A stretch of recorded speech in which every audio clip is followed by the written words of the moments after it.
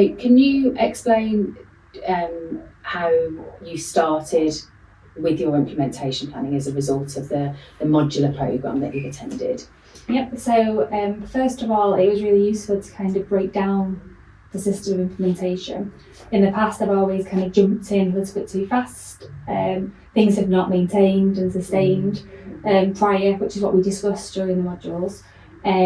So it was really helpful to kind of go back to the nursery, have a look around, looking at our data, having a look at doing learning walks, pupil voice, kind of finding a feel for our nursery as an individual setting. Being very mindful that something that can be brought in somewhere else might not fit. So during the modules that we learned, there was different evidence and different strategies, but kind of pinpointing the kind of issues and diagnosing what we needed to improve and develop was really important.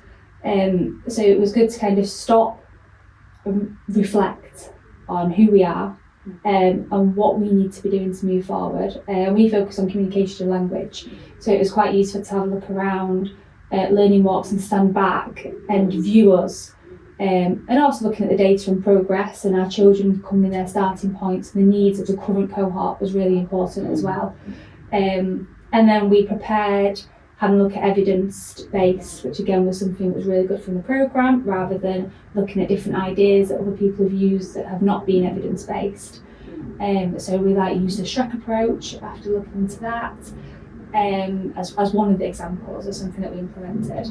And it was looking into how we're going to prepare this for the number of staff that we have, to make sure that everybody was on the same page, everyone understood what we needed to do and why we needed to do it as well, which again was something that we took from the programme about implementation, that people need to understand what we're doing and why we're doing it, and then moving forward into the how. So we looked at obviously having staff meetings, having everybody do observations and look at one another's peer assessments of observations, and that one really helped as well. Brilliant. And so you talk about the implementation of the Shrek approach in your setting.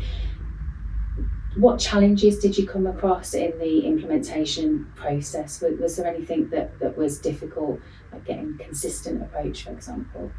Well, yeah, we are quite a large nursery. So first of all, it's looking into, again, it's different staff, different approaches of their own experiences. Some are very well experienced and some are quite new to working in early years.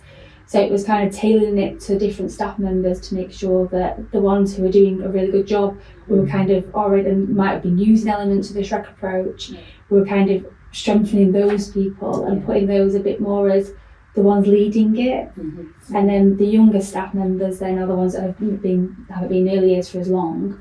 They're then kind of getting the experience from those members of staff as well. And did you find the process useful in terms of planning for that before it happened? So one of the things that we really try to encourage throughout the programme is that really thinking about what might go wrong, how can we predict that, what can we plan for before it happens? Yeah, definitely.